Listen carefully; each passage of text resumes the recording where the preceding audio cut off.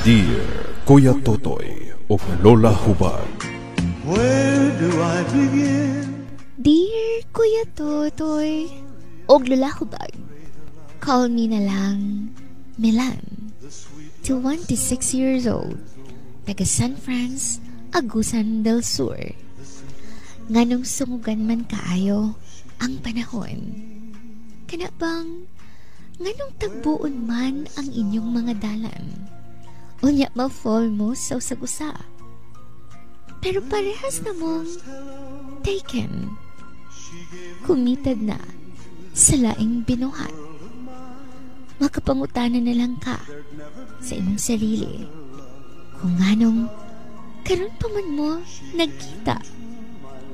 Bakit ngayon ka lang? Bakit ngayon dumating sa buhay ko? Pilit binubuksan ang sarado kong puso. Ikaw ba nararapat sa akin?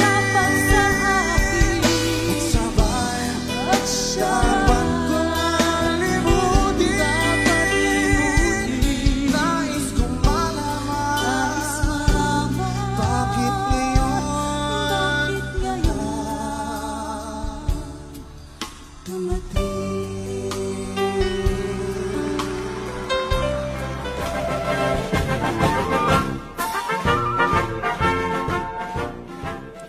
Dali ang nagluto di ako sinira. Yes, ma'am. OMG. Danay mga tao nagpanon o. Di na nagpadung sa ato. Sige lang, good. Na naman ko'y mga nalutong sudan din, ha? Pakiserve na lang niya. Happy Fiesta! Ikaw man day na, uy. Kaya ako man bitaw, og daghan ko mga kauban, no? Gani, ug ang isa din, ha? Familiar kay sa kuha. Di ba imo man text me? Uy, sa una na to. Gani. Excuse ha, kay mo laps na ko. Padayon lang. Hala ko, uy, ka-awkward ba? Nganong niya man akong text me sa una? Da, bahala siya din, ha, uy. Mag-concentrate lang ko sa kong pagluto.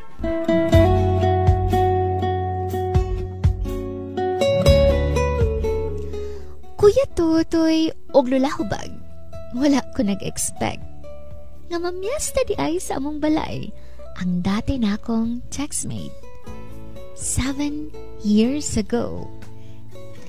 Pag humanilag kaon, nang lakaw rapod sila, pero namalik pagkahapon. Basta fiesta, dili man gyud ta malingaw kung walay kanta-kanta. Sumauto, nag-rent me og video ke. Og nagkanta-kanta mi. Dili man sa pagpanghambog, pero nindot pod kog tingog Kuya Totoy og Lola Hubag. So nikanta ko. Og mautoy na abtan ni Mr. M sa among balay. Nagabidyo ko. Taod-taod ana, si Mr. M na pod ang nikanta. Og first time nako nga nakadungog sa iyahang tingog. Og gikilig yun ko, Kuya Totoy, og Lola Hubag. There's beauty up above, things we never take notice of. OMG. Oh my gosh, kanindot man din yung tingog ko eh. You're in love. Naunsa bang ko? Wa man ko kasabot sa kong gibati. Maka-inlove kayong iyang tingog. Oy, gaw, okay ra ka? Ha? Okay raw eh. Mel, pwede juwita? Dili lang. Sige na good gaw. Parehas baya mo dito og tingog. Ayaw lang shoot down. Gasigara ba ng mga mata ng mga marites sa itong silingan o? Lisod na. Mel? Dili lang lagi. Excuse ninyo ha. Mabaway sa ako. O sige, padayon lang. Kuya Totoy og Lola Hubag. Nindot kaayo og tingog si Mr. M. Actually, crush na ko siya. Mautong After pila ka days, gipangita nako siya sa Facebook. Nang-stalk ko niya. Ug nakita nako siya. Grabe lagi na ako nakapang-stalk sa iya ha. Ug naabdan pa og pila ka days. Usa ko nag-friend request niya. Kay basin pud og makaingon siya nga like kayo nako siya. Pero gusto rin ako siyang mahimong friend. So nag-start na mi og chat-chat. 1 month pa lang, Kuya Totoy, og Lola Hubag. Siya, si Mr. M, naa siya'y ka-live-in, pero tuwa kini sa Cebu, og wala sila'y anak. Kaya matud pa ni Mr. M, baog daw siya. Pero kami sa akong kaipon, naami isa ka anak, Kuya Totoy, og Lola Hubag. Pero ang akong partner, tuwa nag-work sa Manila. Og 20 years ang among age gap. Sa isa ka tuig, kaduhara na siya makauli diri sa amua. Og bago ra siyang niuli, ni atong milabay buwan lang. Sa sige namong chat-chat ni Mr. M, ang akong crush, nagkadugay. Na-fall ko sa iya ha, Kuya Totoy, og Lola Hubag. Kisa ba sa'y dili ma-fall, ana? Nga nice yun kayo siyang tingog. Ginakantahan ko niya kada mag-chat me. Ug hawd pud siya mo sundog og mga tingog sa drama sa radyo. Grabe niya ka-talented. Hangtod nga wala na ko nakaantos.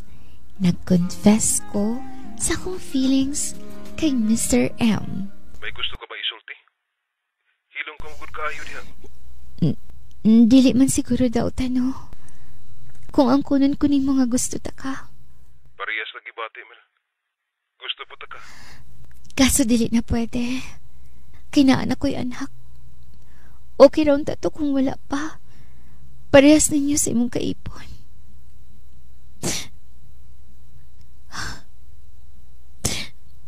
Nga nang gipagtagpo pa man ta. Right love ba ni? Pero sa maling panahon.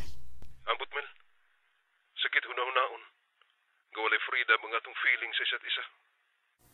Mel, pwede ba ta makita diri sa Surigao? Bisan sa isa lang higayon, Mel. Makita ta. Ha? Ayaw lang, Mr. M. Murag delikado kayo kung makita ta. Please. No. Asa pa lang niya kunin mo dalhon.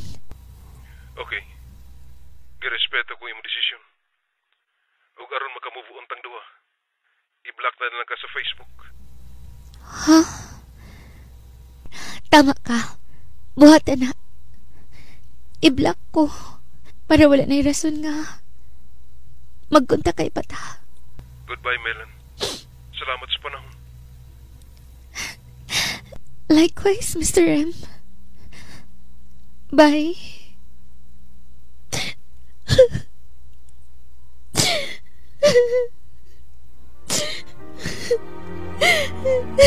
Please don't ask me what am I thinking.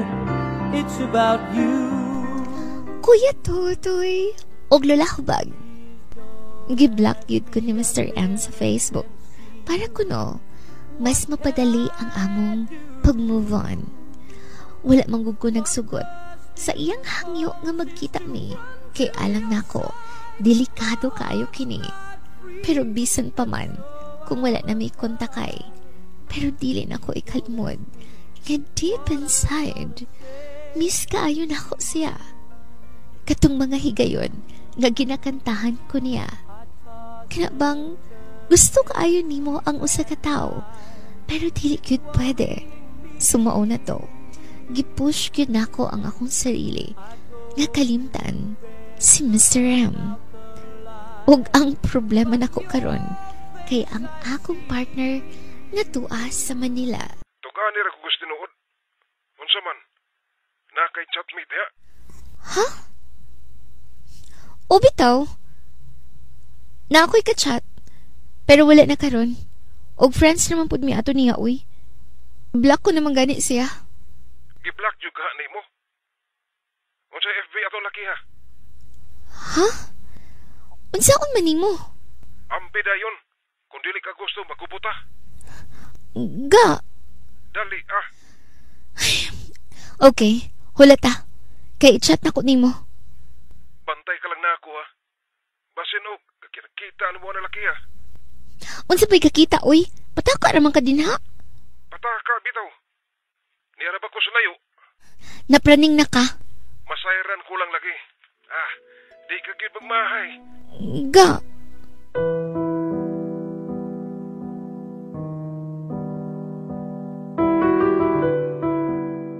Kuya Totoy, og Lola Hubag. Mura nagnapraning akong partner. Bisan unsa na lang ang iyang ipang-send sa ko ang picture sa mga lalaki. Ug ingnon ko niya nga nagkita na ba daw mi sa akong ka-chat. Bisan wala gyud mi nagkita, Kuya Totoy og Lola Hubag. Unya, gisendan ko niya og skandal. O giingnan ko niya nga ako daw tong babay sa skandal. Kay taga San Francisco daw tong babayhana. Bisan ang tinuod, dili gyud to ako. Og dili pud gani makita ang dagway sa babay, kay blurred kaayo. Gusto gyud niya nga paaminon ko nga ako ang babay nga naa sa maong skandal. Nga gitag sa iya sa Facebook. Pero huna-huna na ako, gigamit rato niya. Para mo angkon ko sa iya, ha. Ang bigid siguro niya nga na ako'y kasex nga lain, maskin wala gyud. Siyempre, nalain ko sa kong partner. Kay iya mag yung ginapilit sa kuha nga ako kitong nasa skandal. Pero tinakong hilaka, Kuya Totoy og Lola Hubag. Og ingon siya na ako nga kung kinsa ang mag-cheat daw namong duha, mao daw ang unang mamatay. Naunsa naman ang iyang mga gipanulti. Sa akong huna-huna, gusto ko na siyang bulagan. Kay grabe gyud kaayo siya kasiloso. Seloso nga wala sa lugar.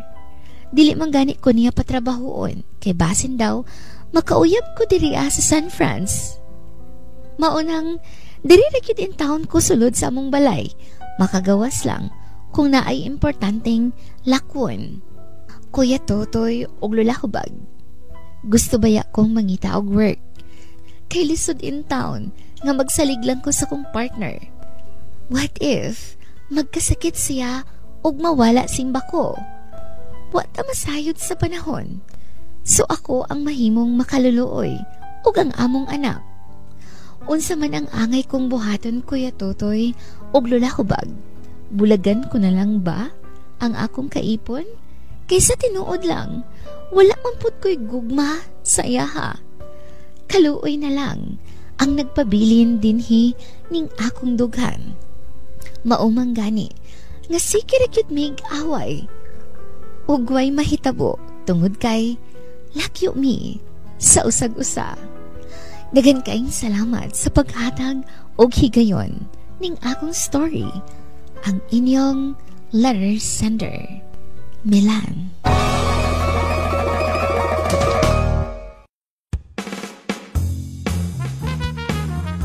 May hapon sa to ang letter sender si Milan. May hapon. Maadjong hapon usab nimo din ha, Kuya Totoy. Og syempre, di mo po diha my loves, my darling. Kumusta mos man ang inyong adlaw Thursday? Nahala, di na ta maglangay ari na ta ni Inday Milan nga taga San Francisco, Agusan del Sur. Ayaw sa bulagi, luoy mo pod. Siguro kung manapat na siya, sobra na kayo ang iyahang di mayong binuhatan sa imuha, aw, inahang na siguro ang biyaan siya. Lisod man pod, nga magsige na lang kag utong, sige na lang kag sabot niya siya, puro na lang pasakit sa imo, alkansi pod ka. Di ba la? Maog yun, iutong sa mintras makaya pa, pero kung dili na makaya, aw, anong antuson pa man? Naaman tuod mo yung anak, pwede man siya maging responsableng amahan. Bisan tuwa siya sa layo, magpadala siya kwarta, ibuhian ng inyong anak. Samutan pa yun na ba nga, lagyo mo sa usag-usa, so ang feelings ninyo dili kayo inanak ka intense. Yes, so karon pa lang daano, nauna kung unsay maayong future sa imong anak. Sa imong anak lang sa focus. Sako lang lang. Isip ginikanan, buhaton na to ang tanan para sa kaayuhan sa itong mga anak, kaayuhan sa itong pamilya. Kung kaya, likayan ang tentasyon, likayan, dili pasulebihan kay kabalo ka nga napo kay kagalingong pamilya.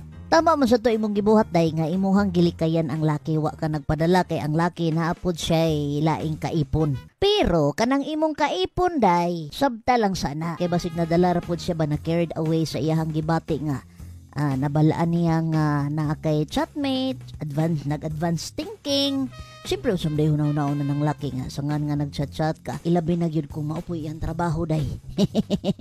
Pero prangkahi siya nga, dili gito ikaw tong nasa skandal. Pag humani mong prangka saya, pag pahumani mong pagawasan ng imuhang gibati, tama na. Kung di kayo siya maminaw nimo, unsa pa'y pulos. Or gusto na yung pa ang kuno niya nga ikaw to. Para kung mga others siya, ikaw mo'y matagbawan sa blame. Kay lagi ikaw mo'y nag-una-unang chat-chat. Pero wapunta mo sa'yo, day, kung mo po na iyang binuhatan to sa Manila, laki pa imo. Kalmahi lang sa diya, day, kutong sumakaya. Ay lang sa padalos-dalos sa imuhang desisyon. Pero kung di gina siya muundang, desisyon na. Salamat sa imong pagsalig na to programa. Salamat sa pagpaminaw, letter sender. Kabisyo, salamat po sa pag-view sa mong contents ni Lola Hubag. Lola Hubag Love Radio, Kuya Totoy Love Radio Davao ug Love Radio Davao. Ako si Kuya Totoy. Ug ako si Lola Hubag. Feel good lang. Always.